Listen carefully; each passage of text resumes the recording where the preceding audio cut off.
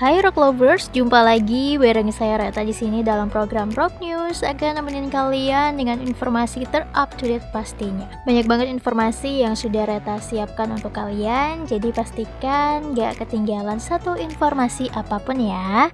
Salah satunya, ex-Kasubdit 1 Unit 1 Satreskrim Polres Metro Jakarta Selatan Ibda Arsyad Daifa Gunawan dijatuhi sanksi demosi selama 3 tahun lantaran tidak profesional saat bertugas di kasus Brigadir Yosua. Kabag Penum Humas Polri Kombes Nurul Azizah mengatakan keputusan ini diambil tim Komisi Kode Etik Polri usai menggelar sidang selama 18 jam di hari Senin kemarin. Ibda Arsyad dinilai melanggar etik lantaran yang bersangkutan merupakan penyidik dari Polres Jaksel yang pertama kali mendatangi TKP penembakan Brigadir Yosua. Tim KKEP kemudian menjatuhkan sanksi berupa sanksi etika yaitu perbuatan pelanggar dinyatakan sebagai perbuatan tercela. Ibda juga diwajibkan meminta maaf secara lisan kepada KKEP dan secara tertulis kepada pimpinan Polri. Selain itu, tim KKEP juga mewajibkan pelanggar untuk mengikuti pembinaan mental kepribadian, kejiwaan, keagamaan, dan pengetahuan profesi selama 1 bulan. Dan usai putusan itu dibacakan, Ibda Arsyad menerimanya dan tidak mengajukan banding. Ia pun langsung membacakan permintaan maafnya di hadapan Komisi Sidang Etik. Jadi memang anggota kepolisian yang ikut terseret dalam kasus Brigadir Yosua ini juga tidak 1-2 ya, tapi lumayan banyak. Bahkan ada yang dipecat secara tidak hormat juga. Lalu yang ada dimutasi dan sebagainya ikut kena juga lah ya istilahnya ya, karena memang mereka tidak profesional dalam melakukan tugasnya mereka. Ya semoga juga kita bisa dikasih tahu nih kira-kira motifnya apa, bisa-bisanya sampai hati mengakhiri nyawa dari ajudannya sendiri ya. Ya supaya juga ada keadilan yang diterima oleh keluarga korban juga setidaknya ya, walaupun memang ini kasusnya berjalan sangat lama sekali dan kita juga tidak tahu bagaimana akhir dari kasus ini. Tapi yang pasti kita kawal terus kasusnya supaya tidak hilang begitu saja.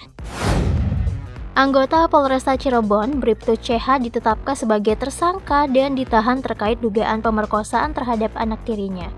Kapolresta Cirebon, Kombes Arif Budiman mengatakan laporan atas kasus ini diterimanya pada 5 September.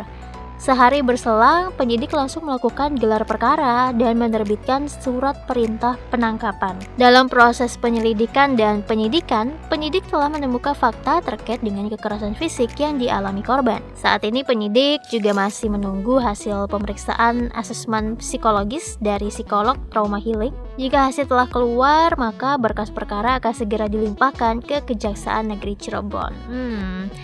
Miris banget ya Rock Lovers ya. Gimana ya? Seorang ayah yang harusnya menjadi pelindung untuk anaknya, tapi ternyata tidak seperti itu akhir ceritanya ya. Kita beralih ke segmen mancanegara. Intelijen Rusia FSB menahan seorang diplomat Jepang di kota pelabuhan Vladivostok karena dicurigai melakukan spionase. Moskow bahkan mengusir diplomat itu agar keluar dari Rusia, dan diplomat ini merupakan kepala konsulat Jepang di Vladivostok yang bernama Motoki Tatsunori. Tatsunori dibebaskan setelah beberapa jam ditahan oleh intelijen Rusia. Dan FSB mengatakan Tatsunori telah dinyatakan persona non grata atau diusir secara tidak hormat setelah tertangkap basah menerima informasi rahasia tentang efek sanksi barat gara-gara invasi ke Ukraina pada perekonomian di timur jauh Rusia. FSB mengklaim informasi rahasia ini didapat Tatsunori dengan menyuap seseorang. Informasi itu diduga juga menyangkut kerjasama Rusia dengan negara Asia Pasifik yang tidak disebutkan namanya. Untung aja nih Tatsunori dibebaskan dari tahanan ya. Ya nggak hilang lah ceritanya. Ya bersyukur dibebaskannya, bukan tiba-tiba hilang gitu aja Tatsunorinya, atau akhir ceritanya Tatsunori jatuh dari kapal ya kan, kayak pejabat-pejabat Rusia lainnya yang meninggal secara misterius. Sementara itu, Tokyo mengajukan protes keras terhadap penahanan Tatsunori. Kepala Sekretaris Kabinet Jepang, Hirokazu Matsuno, juga mengisyaratkan akan melakukan tindakan balasan terhadap Rusia dalam jumpa pers di Tokyo pada hari Selasa ini. Presiden Joko Widodo mengirimkan bantuan senilai 1 juta US dollar atau setara dengan 15,1 miliar rupiah dan kebutuhan dasar lainnya untuk warga Pakistan yang terkena dampak bencana banjir maut. Jokowi memantau langsung pengiriman bantuan itu di Lanut Halim Perdana Kusuma Jakarta di hari Senin kemarin. Dan beliau merinci bahwa bantuan ini akan dikirim dalam 2 tahap. Di tahap pertama ini, Jokowi memberangkatkan 2 pesawat yang mengangkut berbagai kebutuhan dasar seperti tenda, pakaian, selimut, kantong tidur, generator, serta obat-obatan dan bahan medis. Selain itu, beliau juga akan mengirimkan tenaga kesehatan Indonesia untuk membantu pelayanan medis warga Pakistan yang terkena dampak bencana. Beliau berharap bantuan ini dapat meringankan beban masyarakat di Pakistan dan Pakistan segera pulih serta masyarakat dapat beraktivitas normal kembali. Ya, harapan Pak Jokowi, harapan kita juga ya untuk Pakistan supaya bisa pulih kembali dari dampak banjir kemarin. Direktorat Jenderal Bea dan Cukai Kementerian Keuangan angkat bicara nih terkait rencana pengenaan cukai minuman berpemanis di tengah kasus PT Es Teh Indonesia Makmur. Direktur Jenderal Bea dan Cukai Kementerian Keuangan Askolani menyebutkan pemerintah telah mempersiapkan kebijakan pengenaan cukai untuk minuman berpemanis. Berbagai pertimbangan masih dalam pembahasan nih. Salah satu pertimbangan untuk rencana pengenaan cukai minum berpemanis adalah kesehatan. Apalagi Menkes Budi Gunadi Sadikin sebelumnya mengingatkan bahaya minuman manis yang menjadi penyebab diabetes. Selain itu ada pertimbangan lainnya juga, yaitu kondisi pelaku usaha dan pertumbuhan ekonomi. Nah, faktor-faktor ini yang masih dalam pembahasan di internal pemerintah.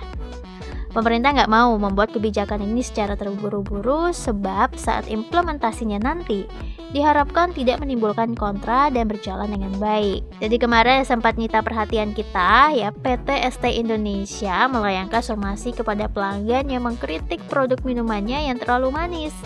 Perusahaan yang dipimpin oleh Nagita Slavina ini menilai protes yang disampaikan seorang pelanggan bernama Gandhi lewat akun Twitter @gandihoy yang tidak pantas.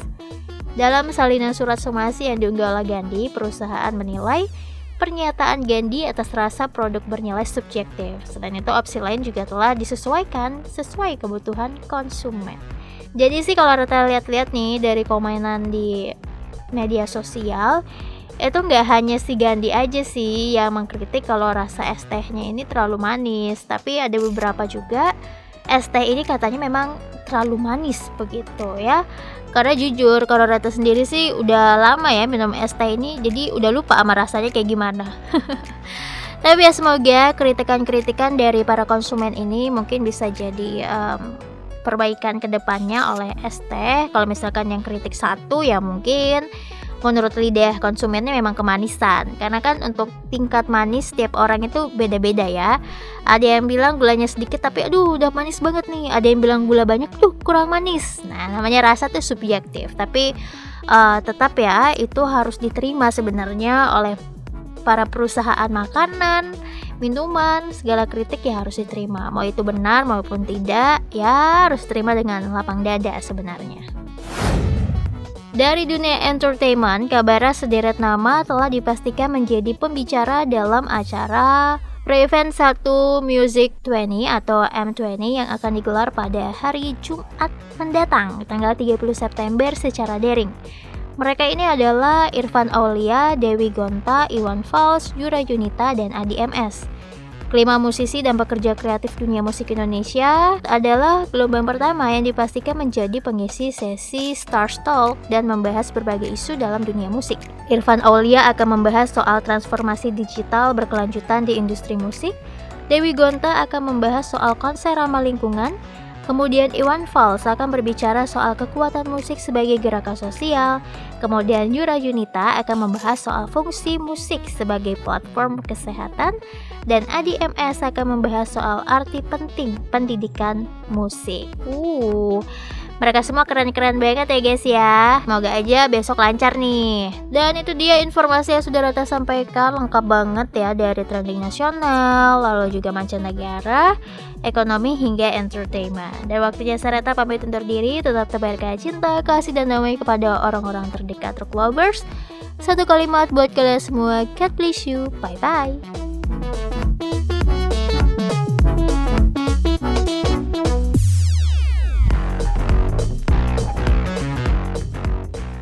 Hai Rock Lovers, dengarkan terus Rock News setiap hari Senin sampai Sabtu hanya di Spotify dan Noise.